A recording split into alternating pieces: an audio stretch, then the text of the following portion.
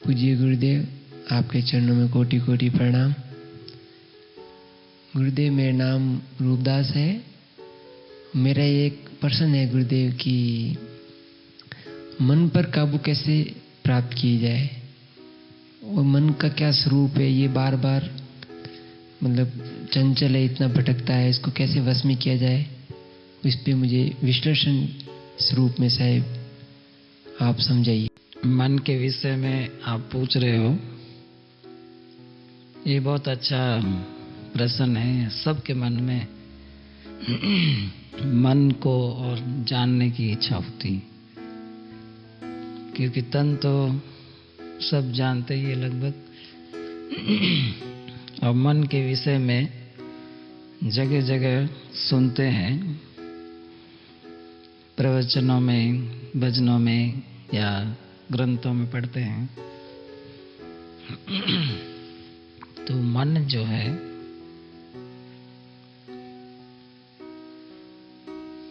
क्या चीज है, क्या है मन?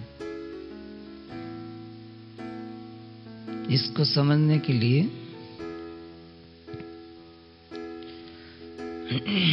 साहिब की एक चौपाई है कि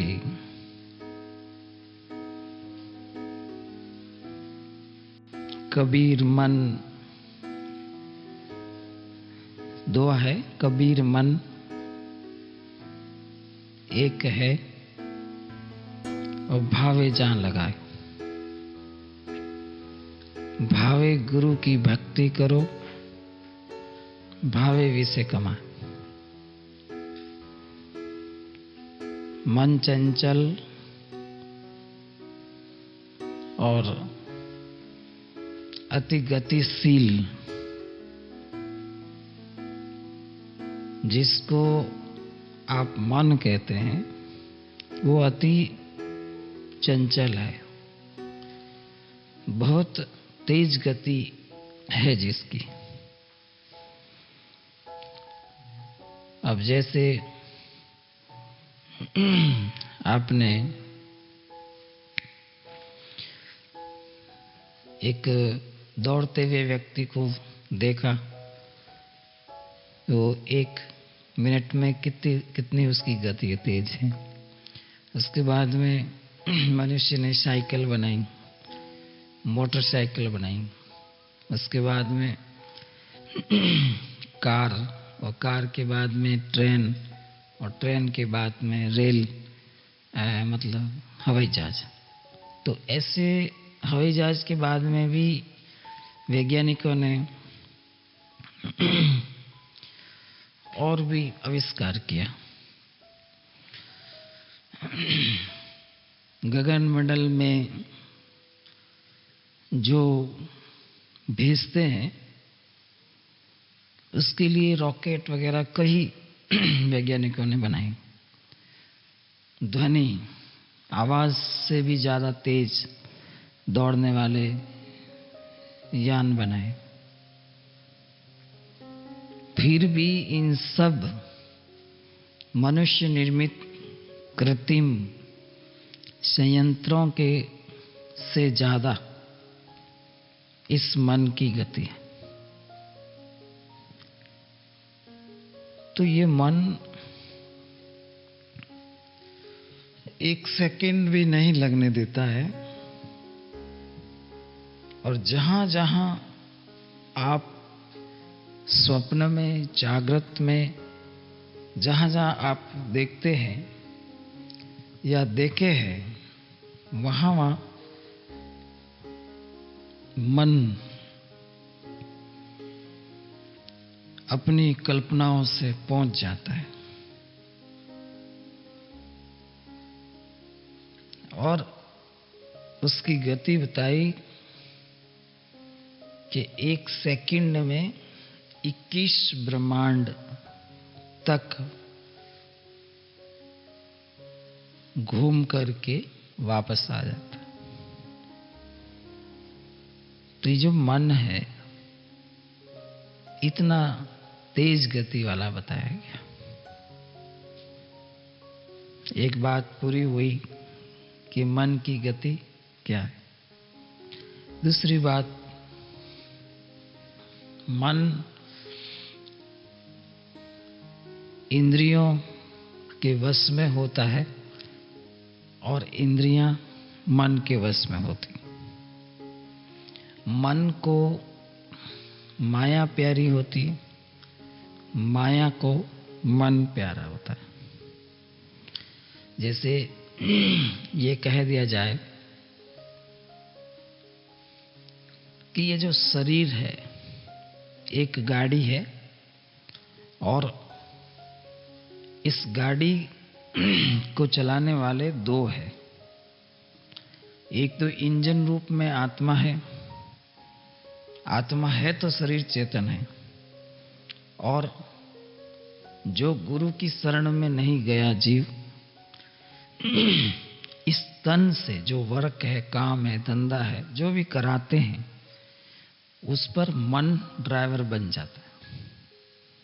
इसलिए साहिब ने कहा चौपाई में, मैं जो पहले चौपाई कह रहा था वो, कि जीव पड़ा है मन के हाथा,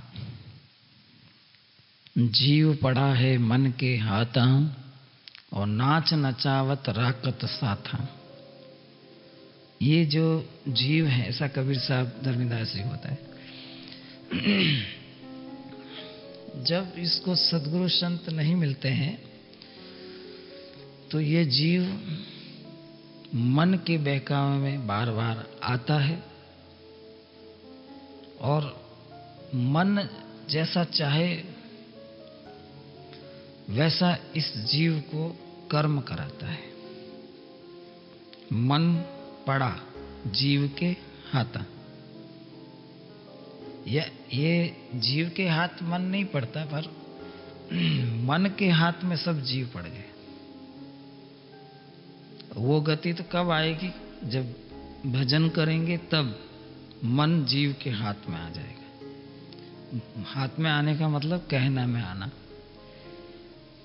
तो अभी जब तक जीव को अच्छी सत्संग नहीं मिलती, भजन की युक्ति नहीं मिलती है ना, तब तक ये चौपाई इस तरह से है कि जीव पड़ा है मन के हाथ। ये जीव जो है, ये सारे जीव है ना, जितने संसार के जीव है, जीव पड़े हैं मन के हाथ। अभी सभी जीव मन के हाथ में। सुबह उठने के समय से लगा के 24 घंटा जो मन को अच्छा लगता है वो जीव से कर्म कराता है। अब चालाकी क्या है कि कर्म तो मन कराता है, परंतु उसका रिएक्शन या उस कर्मों का पनिशमेंट, दंड, वो जीव भोगता है। जैसे मन ने, उदाहरण है, मन ने कहा कि किसी को गाली बोल दो। अब जीव में ज्ञान नहीं है, वो सत्संग सुनता नहीं है, जीव सदगुरु की आज्ञा में नहीं है, वो किसी को गाली बोल देगा। किसके कहने से बोल रहा है? मन के कहने से। और बोला कौन रहा है? मनी। और किसको हाँ भरा रहा है? जीव को, कि बोल ले, कि हाँ बोलो। तो उसमें जीव भी हाँ भर रहा है भूल के कारण। इस कारण मन तो बुलाएगा। अब किसी को आपने गाली बोली, किसी को धक्का दिया, अब जिस समय वो आपको पीटने लगेगा या आप पर मार पड़ेगी, उस समय मन वापस ऐसे बोलने लग जाएगा कि नहीं बोलते तो अच्छा रहता। जब मार पड़ेगी तो मन कहेगा ऐसा नहीं करते तो अच्छा रहता। परंतु जो मार जो झेल रहा है वो जीव झेलता है, वो मन नहीं झेलता। इसी प्रकार सब संसारियों का मन उन्हें बहुत तकलीफ देता है। अब जिस जिस चूनी में जो जो कर्म हुआ है, मन तो केवल प्रेरित करता था और भोगना जीव को पड़ता है। जैसे जंगल में कि शेर है, अनेक हिंसक जानवर है, दूसरे जंगली जीवों के पीछे पड़ जाते हैं, मारते हैं, तब अपन देखते हैं कि ये कितने दुख पाते हैं, कितने तकलीफ आते हैं। कहीं रोड पे एक्सीडेंट होता है तो वहां मन जबरदस्ती गाड़ी को तेज करवाता है, और जब फिसलते हैं, जब कोई आ जाओ आप लोग, जब फिसलते हैं या नीचे गिरते हैं, या समझो उस एक्सीडेंट में जो भी हानि होती है, तो उसके लिए कौन रोता है, दुखी कौन होता है? वो जीवात्मा होता है। तो आप ये सीधी बात समझ लें, मन ही अच्छा भला होता है। अच्छा मन आपको सुख की ओर ले जाता है, भक्ति की ओर ले जाता है, और जो बुरा मन होता है वो आपको नरक की ओर ले जाता है, कष्ट की ओर ले जाता है। पर इसमें हमें क्या समझना है? संत महात्मा हमें समझाते हैं कि मन पलक पलक कछु और, मन हमेशा एक जैसा नहीं रहेगा, वो हर पल पल में बदलता रहेगा। और वो मन जो है आसपास के वातावरण से, यानी भाई क्या कह रहा, बहन क्या कह रही, ऐसी संगति से वो मन चेंज होता रहेगा। अब आप उस मन के बहकाव में आकर आप जो कर्म करोगे या श्वास खोओगे, समय को बर्बाद करोगे, वो सबसे बड़ी बर्बादी है। इसलिए सद्गुरु समझाते हैं, मन के मते न चाली, मन के मते अनेक। जो मन को वश ही करे वो साधु कोई एक, जो मन को वश में करता है वो साधु कहलाता है, वो साधु है, बाकी असाधु है। इसलिए मन को वश में करना, तो मन को वश में कैसे करें? इस सबसे पहली बात तो हमने समझ लिया कि आसपास के वातावरण से, पूर्व जन्म के संस्कारों से और पूर्व जन्म के कर्मों के फल से ये मन जो है जीव पर हावी होकर उसे सुखी दुखी करता है। अब क्या समझना है? अब तो वही प्रश्न है कि मन को हम कंट्रोल में कैसे रखें। अब सबका तो व्यापार अलग अलग है, काम भी अलग अलग है। उन सबको समझना है, जो नित्य कर्म करते हो, जो काम करते हो, वो अपने से बड़े गुरु संत के आदेश से निरंतर करते जाओ, उसमें मन को इग्नोर करते जाओ। मन तो मूडी है, मन कहेगा जल्दी मत उठो, मन कहे कि मैं ये कार्य नहीं कर सकता, तो उसके बहकावे में नहीं, ड्यूटी समझ करके उस काम को करते जाओ कि गुरुजी ने बताई है, माताजी पिताजी ने बताई है, बड़े साहब ने, जो भी हमारे संरक्षक है, पेरेंट्स है, उन्होंने मुझे ये नियम दिया है, उसको मैं करूँगा। ऐसे मन से लड़ाई करो। जब मन हार जाएगा और आप अपने नित्य कर्म करते रहेंगे तो आपके जीवन में बहुत खुशियां रहेगी, बहुत आनंद रहेगा। और एक होती है सत्संग सुनते सुनते विवेक शक्ति। जब आपके अंदर सद्गुरु की कृपा से, संतजनों की दया से विवेक शक्ति आ जाएगी, तब आप का जो जीव आत्मा है वो इसके बहकावे में बिल्कुल नहीं आएगा, मन के। और प्रेम की लहर अंदर में उत्पन्न होगी, वृत्तियां सतोगुणी होगी, आपका चित्त ऑटोमेटिक शांत होगा और मन की अवस्था भी बदल जाएगी। जैसे छोटे बच्चे का मन जब वो बड़ा होता है बदल जाता है, छोटा होता है तो बहुत चंचल होता है। जैसे कहा गया छोटे को उत्पात, जितने ओछे बुद्धि के लोग होते हैं, जितने वो उत्पात करते हैं, यानी उनका मन उतना ज़्यादा चंचल होता है। जैसे जैसे ज्ञान की गहराई में जाएंगे वैसे वैसे आपका मन भी उसी ऊंचाई से नीच मन बनता जाएगा। पर ये सब कैसे होगा? अच्छी संगति से, गुरु संतों की कृपा से।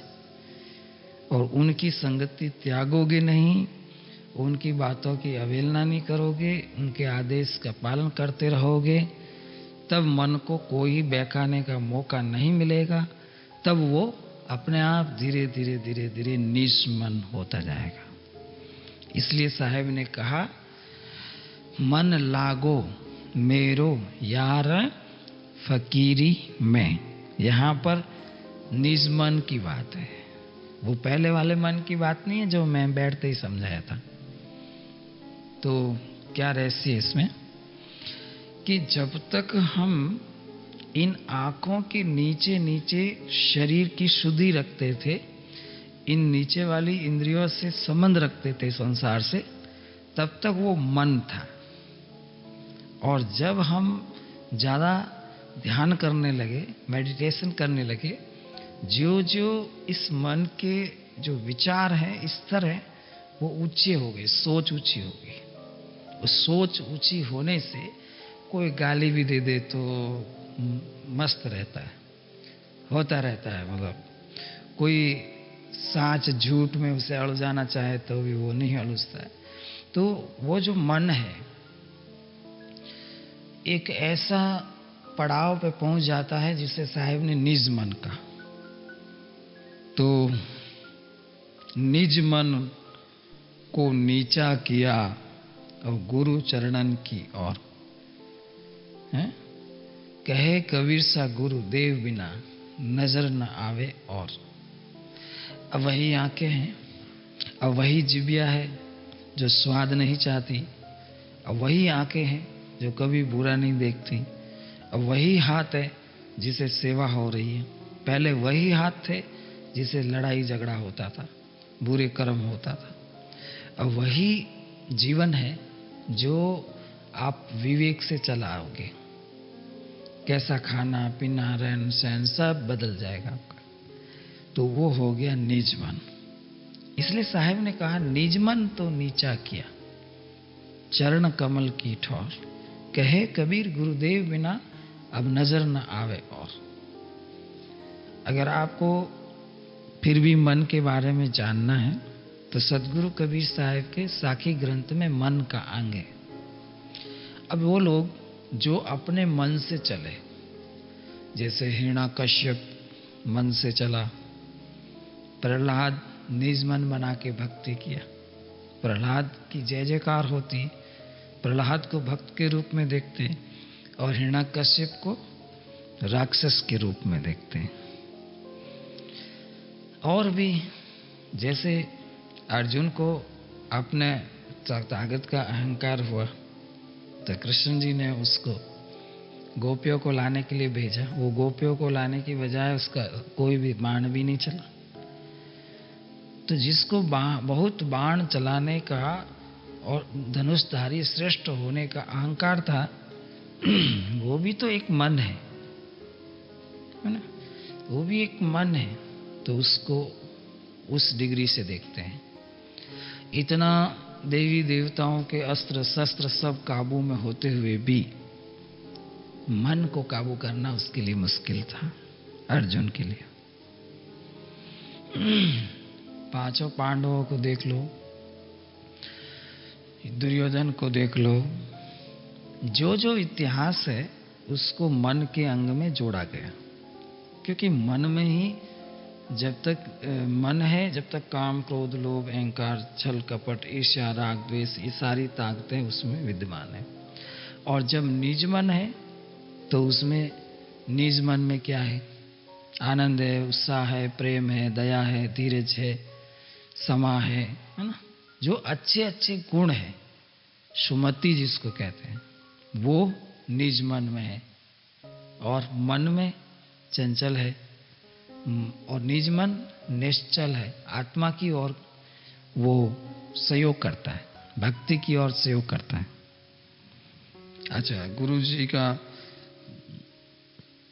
चरण धो के चरणामत कबीर साहिब धर्मदास जी को कहते हैं कि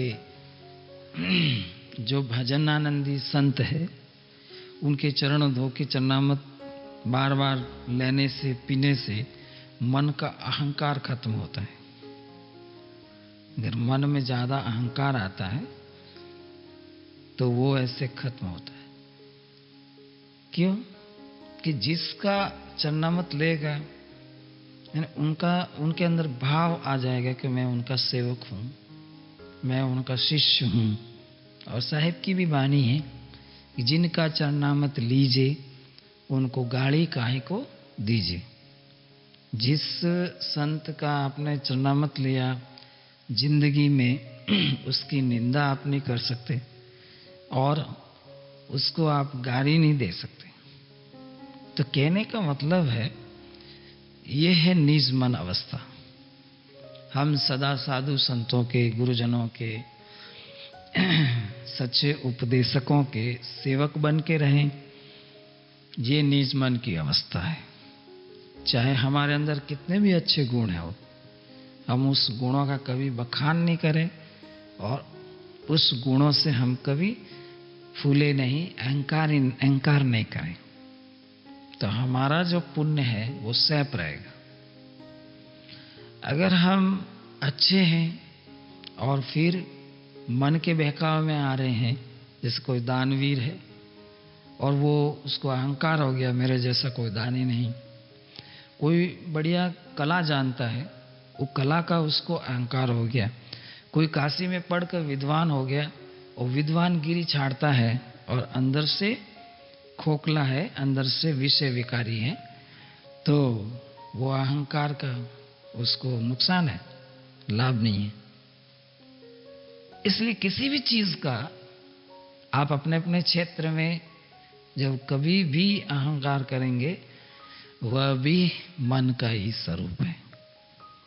और जो जो आप में जैसे आपसे परमात्मा ने खूब भंडारा करवाया, खूब लोगों को सत्संग या ज्ञान प्रचार हुआ आपसे, वो आपको उसका अहंकार हो गया तो उसी दिन से वो पुण्य खत्म होगा वापस। और उसका आपको कोई अहंकार नहीं हुआ, आपने उसका कोई क्रेडिट नहीं लिया, तो वो पुण्य आपका सैप रहेगा। तो मन क्या करता है कि मन जो है दूसरे लोग क्या कहते हैं उससे बन जाता है वैसा। ये भूल जब तक रहेगी, जब तक आप ऊपर के मंडलों का आनंद नहीं ले सकते, क्योंकि आपका मन निज मन है नहीं। तो इस मन को कम भोजन, इंद्रियों को कम भोजन देकर और ज्यादा ध्यान भजन में सुमिरन में रख करके इस मन को आप सुधार सकते हो, और कोई रास्ता नहीं है। आपने सुना अभी शीत प्रसाद चरणामत, ये सब किसके लिए? मन का अहंकार खत्म करने के लिए। गुरु को बंदगी प्रणाम दंडवत, ये किसके लिए है? ये भी उस मन का अहंकार मारने के लिए। जो भी सेवा, काम क्रोध मद डिंब छल, ये किस में है? मन में। ऐसा नहीं सोचे आपके भाई जैसे आपके फोन में आपने सिम डाली तो फोन चलने लगा, इधर सिम डालने की जरूरत नहीं है, मन में पहले से ही सिम पड़ी है। बस जिस तरह कोई भी बीज वातावरण मिलते ही उग जाता है, इसी प्रकार आपके मन में जो वृत्ति है वैसी संगति मिलते ही आप वैसे बन सकते हो। इसलिए आप सावधान रहे। साहिब कहते हैं संगत नित्य प्रति कीजिए और अच्छी संगति में रहो। अच्छी संगति में रहोगे तो आपका मन और अच्छा बनता जाएगा। और ऐसी कभी भूल ना करें। देखिए साहिब ने क्या सावधान किया। एक मन ऐसा है जो आपको एहसास कराएगा कि मैं माया जीत गया हूं। एक मन ऐसा पड़ाव है उसका जो आपको एहसास कराएगा कि मैं सतलोक पहुंच गया हूं, मैं माया जीत गया हूं। पर उसमें भी भूल है। अगर आप ऐसे मन के बहकावे में आ गए और आपने अपने आप को कार्य से, कर्म से, अच्छे कर्मों से अलग कर दिया, तो आपको मन फिर बहका करके संसार में ला सकता है। इसलिए दादू दयाल ने कहा, दादू मन मर्तक भयो, सब इंद्री अपने हाथ।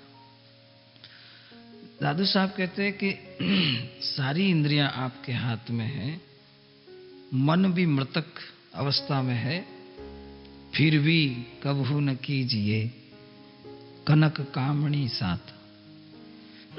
फिर भी दादू दयाल कहते हैं अधिक धन, अधिक सोना और विषयासक्त स्त्री का संग न करें। ये किसके लिए उपदेश दिया गया है? हम सब के लिए, क्योंकि मन की अवस्था बताई है, ऐसी अवस्था हो जाती है। इसलिए कहा गया गुरु भी मन बन जाता है, भगवान भी मन बन जाता है, और ये मन और माया इस दुनिया और इस लोक के मालिक बने हुए तो है ही। इसलिए इनसे सावधान रहो, क्योंकि बड़े योगी, यति, तपस्वी, सन्यासी संसार में माया के द्वारा चले गए। इसलिए इस मन से सावधान रहो। ये किसने सावधान किया? दादू जी महाराज ने। दादू मन मर्तक भयो और इंद्री अपने हाथ, तो भी कबू न कीजिए कनक कामणी साथ।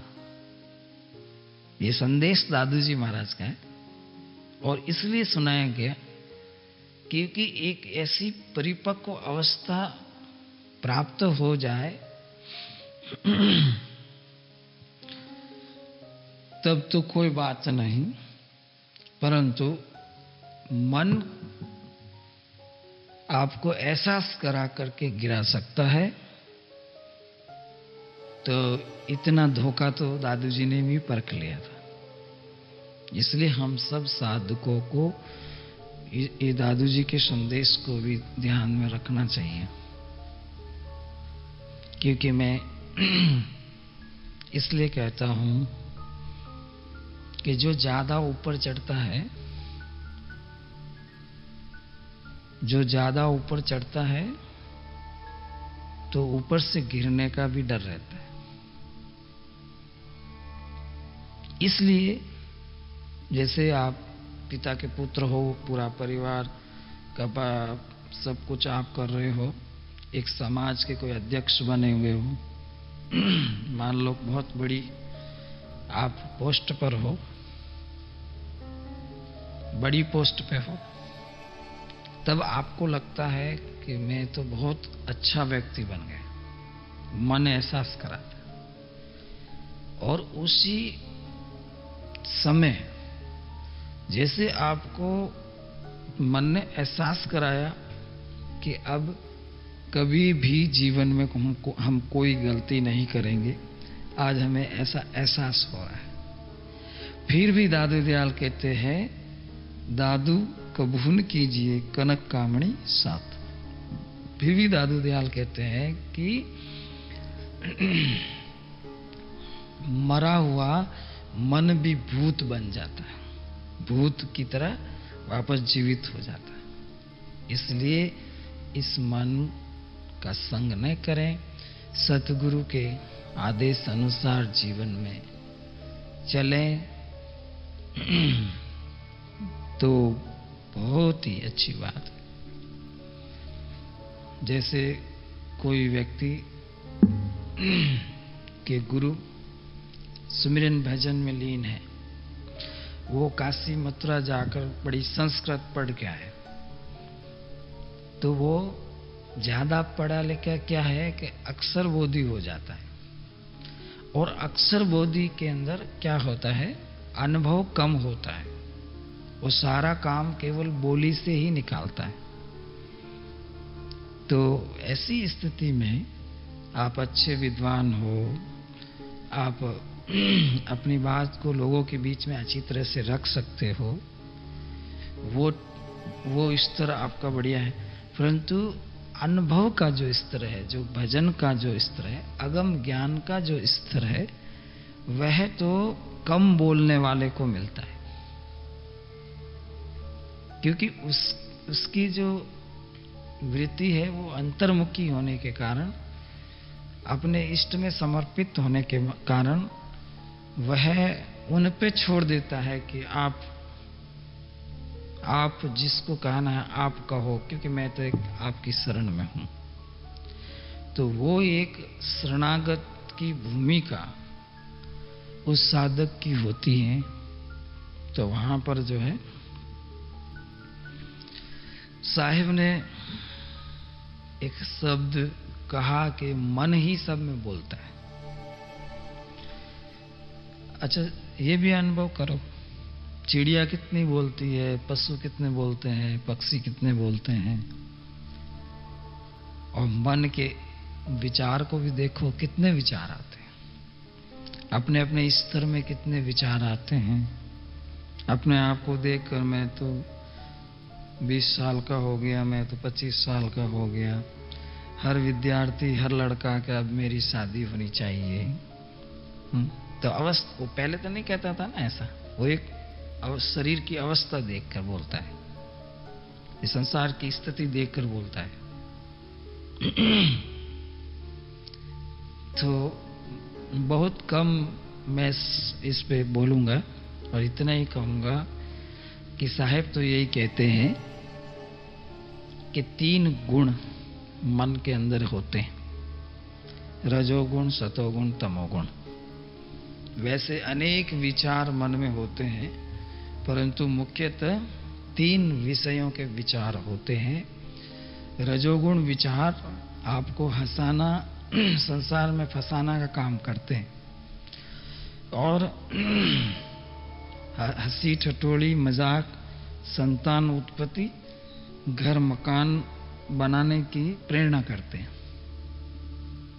और जो तमोगुणी विचार होते हैं, पुरानी पुरानी बातों को लेकर उनको स्मरण दिलाते हैं, और जिस तरह जलती हुई आग में घी डालें, इसी तरह से क्रोध अग्नि को प्रकट करते हैं।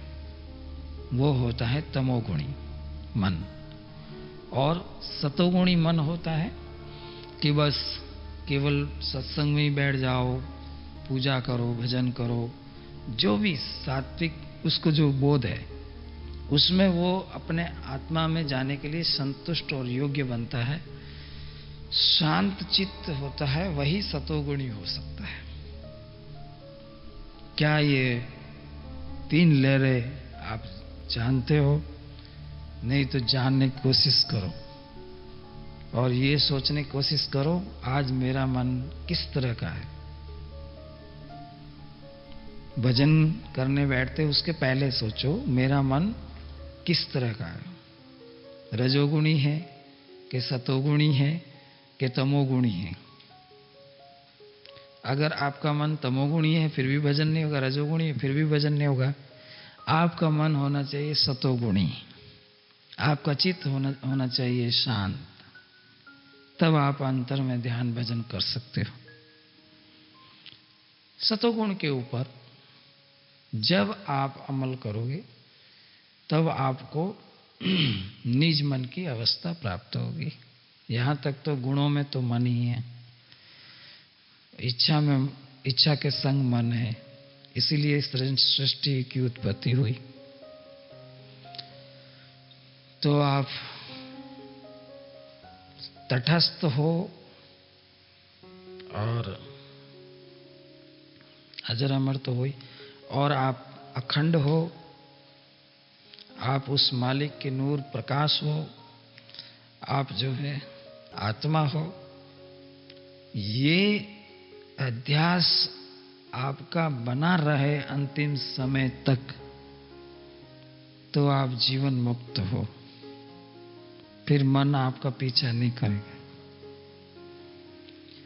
मैं स्त्री हूं, मैं बेटा हूं, मैं बेटी हूं, मेरा घर, मेरा मकान, मेरी स्त्री, मेरी पत्नी, मैं पति, मैं फलाना, ये जो अवस्था है ये मन की अवस्था है। तो उसने मेरी आज्ञा नहीं मानी, उसने मेरा कहना नहीं माना, उसने ये नहीं किया, किसी का सम्मान, किसी का अपमान, ये सब मन में है। तो इन सब को भूलना तो है भक्ति, शुद्ध मन, और इन सब को बार बार याद करना है विभक्ति, और इन सब को बार बार याद करता है मन। इसलिए गुरुदेव की आवश्यकता पड़ती है। तो मन सदा प्रसन्न रहे, ऐसा मन बनाने के लिए निरंतर सत्संग में बैठना पड़ेगा। सतपुरुषारो संग कीजियो, बोलो अमृत वाणी, हंसा चलना सबद परियाणी। बोले सतगुरु कबीर साहिब की जय, गणि धर्मदास साहिब की जय, बंसरी उदित नाम साहिब की जय।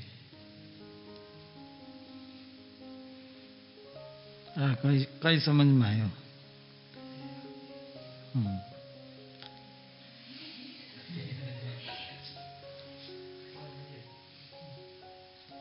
अब से बोलो।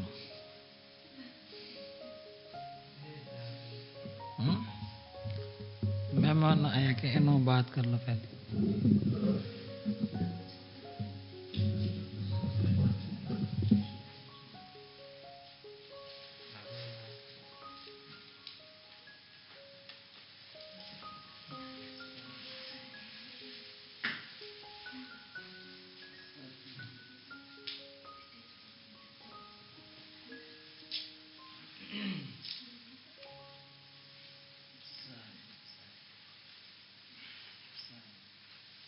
अब अपना परिचय दो आप लोग।